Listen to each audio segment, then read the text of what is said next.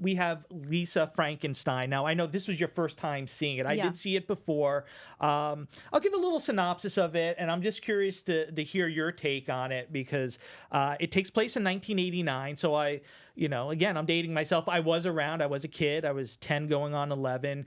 And I remember 1989 because the Batman films were coming out. And I remember people wearing T-shirts like with the Joker and Batman. And it was really the first superhero film that was getting people excited. So it was an interesting time, because anytime it's 89, 99, 2009, you're going into a new decade and there's a new beginning. And I also think that plays into the storyline for Lisa Frankenstein. So Kathryn Newton plays Lisa Swallows. Now, I think it's Swallow, and that's such a weird last name. I mean, that almost sounds like something that might be more adult-like, but Lisa is... Which makes me think of the ending, but I'm not going to good point. Good point. So Lisa is... this teenager, she's going into her senior year, and she's moving from her original town because her mother was unalived by an axe murderer, which is really dark. It's a very dark comedy, but they play it off like pretty light, right? Yeah, even in the scene, they do show a flashback of Kathryn Newton's character, Lisa, playing like Parcheesi with her mom, and then somebody comes in and the mom, gets unalived, and she's just sitting there. But the weird thing, now, what did you think of this? Because I think we might have something going on this theory. 6 months later, her father, Lisa's father, remarries Janet, who becomes her stepmother, and she has a daughter named Taffy, who's a popular cheerleader. But when Taffy's telling the story of what happened to Lisa and her, her mother, that she witnessed this horrible thing, she said, oh, and then 6 months later, my mother marries the father, and then it was a quick marriage. What did you think about that? Do you think there was something with the axe murderer and that union? I never thought of this. No, I was very innocent about it. I was like, oh, okay, he just moved on really quickly. Did you think that? The second time around I did, especially that the axe murderer looked like they were smaller. It wasn't this hulking person. It looked like an average-sized person, and I was thinking maybe it was Janet. Maybe they were having an affair. So I have to rewatch this, because it's the first time I saw it, so I need to see it a second time, and now I'm going to consider this. Oh, I think that, and again, that's what's great about Diablo Cody films. There's always a theory. There's something that you can take that seems, innocuous, and then you find out there's a lot more to it. So there is digging, and again, I found that on my second try. So you watch this film, you'll probably find little Easter eggs or little things. Especially that the stepmother, Janet, is unlikable. But getting back to that, we have Lisa. She goes to this new home. It looks like this perfect little house. But what she does is that she goes to the local cemetery where she visits the grave of a musician who died tragically, had this love of his life. I think she died tragically. She left him for someone else, and then... Yeah, absolutely. So she just is attracted to the Gothic life, especially that she seems to be a bit dark and brooding. She's the girl who would write dark poetry, whereas Taffy, her stepsister, is the popular one. Although I found that Taffy had a good heart in some way. Yes, I was also reading a lot about that and about like people's thoughts on the movie after watching it, and a lot of people said they liked that Taffy wasn't so one-dimensional, and I agree with that. She wasn't like a mean cheerleader.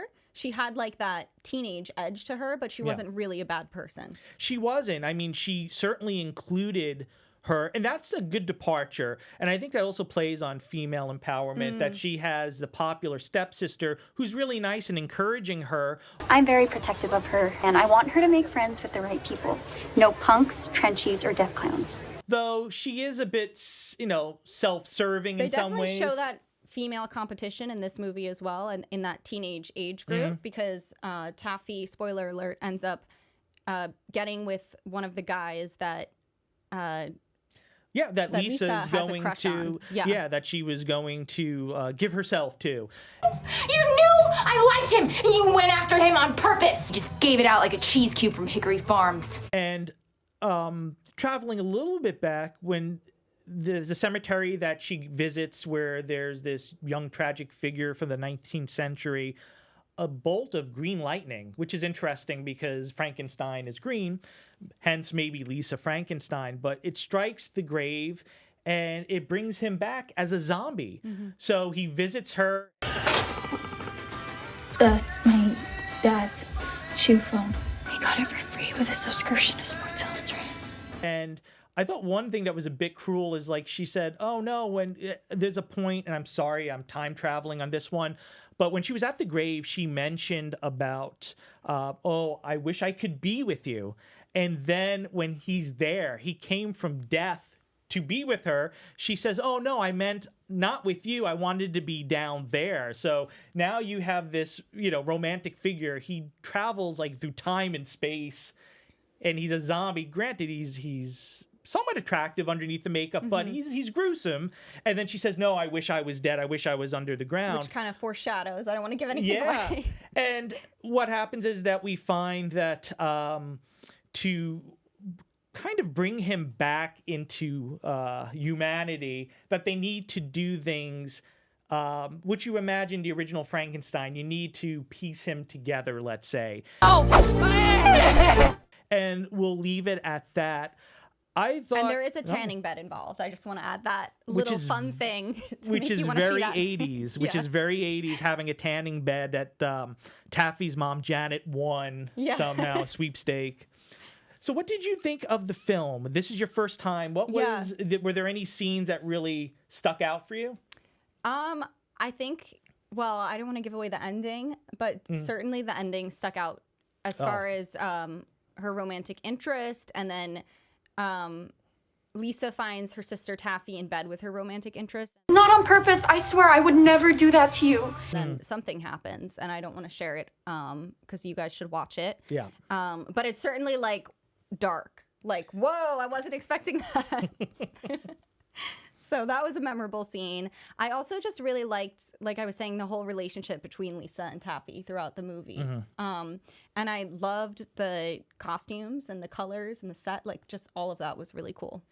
Yes. There's the one part where Taffy dresses Lisa up like Madonna, but like a dark, brooding Madonna. You mean when she goes to school? When she goes to school, and you start seeing the transformation. She's this very awkward girl. She's a seamstress, which you never hear of a teenager being a seamstress unless they're in theater and they do props and costumes. But she's doing that on the weekend, and her boss, when this handsome guy that ends up kind of with Taffy, that's her crush. When he walks in, the boss is like, "Oh yeah, no, she." She what's great about her, she works on weekends, and because she can't get a date, and it's probably because she's flat, and he insults her, and you think, wow, this is horrible. And I think that also plays into Diablo Cody saying how women are objectified. So you have Jennifer's body, and then you have Amanda Seyfried, who's not the same, but in many ways more desirable because of her inner life and her courage, and she does have beauty. And the same thing with Kathryn Newton. Right. She's a similar type. She's, again, I think she's pretty. She's very attractive, but they make her look a certain way. But covering her up, we see more of her beauty. If she was just her normal self, dressed up with makeup, we would never see the true beauty underneath. Yeah, that's true. And I love that. Lisa Frankenstein, I think he's played by Cole Sprouse. Yes. I know it's one of the twins. I believe Cole Sprouse. He's a handsome-looking guy, but underneath, he's very protective of her and nurturing. He tries to help her. There's one scene where somebody's being very mean to her, and he gets revenge on them. You see that common thread throughout the film. And then, talking about when he gets his hand. That, and also... And she helps him. With the ear. Because then he can play the piano when he gets his hand. Which is important because he's a musician. So you start seeing that natural build-up. I guess I'll reveal one of the scenes. It's when Janet threatens to bring her to boarding school. She said, you put worms in my food, which she didn't. Oh, I love the worm scene. That's one of my favorites. Oh, and Janet is gross. One of those people. That's why maybe I want to think of her as an ex-murderer, because she's just an unpleasant character by Carla Gugino, I believe. And she's done a lot of really good films. And she's so unlikable and just so dismissive. So seeing her get unalived by the zombie, Cole Sprouse, and having her ear ripped off, and he gives it to Kathryn Newton, and she's like, oh my. she seems so scared, but then after a while, in a twisted way, she's so touched by it. I can't do that. Not until we bury the body. Because in many ways, he saved her life because the stepmother was going to make it hell. And that really, I feel like, opens up their relationship, and she starts seeing the inner beauty, as though it's twisted to obviously horrible what he did. It's a very twisted romance. Yeah, it's a very twisted on both ends. Rom-com, yeah, definitely horror rom-com. I think it's a perfect example of one. And then they discover that they're kindred spirits.